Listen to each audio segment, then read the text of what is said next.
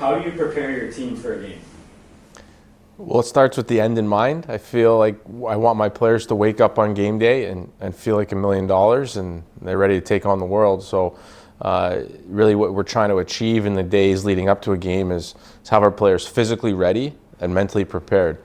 So with that physical readiness, we want to be thinking about things like the load we put our players under in practice, right? So you can manage things like how much contact, the volume and intensity that you're providing your players, then hopefully setting them up to feel great when game day comes. And also keeping in mind the time of year. Is it holiday season? Are there the dog days of the season? Like for us, November is tough, right? You've got our players have been away from home for a period of time. They see the holiday, Christmas is on the horizon.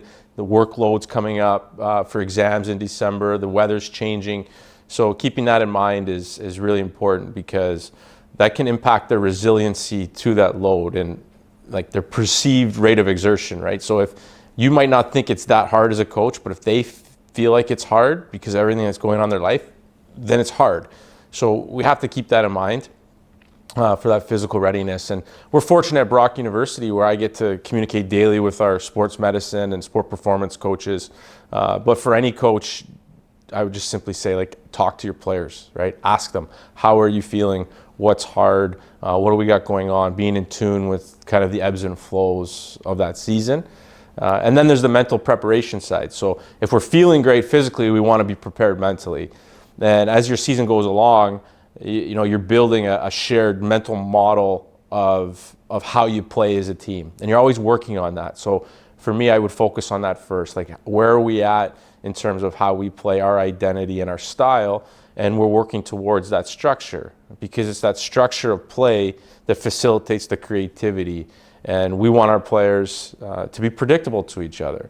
And we want the four players without the puck to work really hard and be as predictable as possible so that our puck carrier can then be free to express themselves, their skills, and make decisions within the context of the moment they're in. So we're always working on that piece of our game to be prepared for the contest coming up. And I think the other thing that's really helpful is to identify one or two key themes weekly that you're working on. And your skill as a coach is hopefully identifying the proper keys and the right things that will advance us towards that optimal level of play. And that's where we want to get to, for game day. And of course, there's also preparation for opponent that goes into it as well.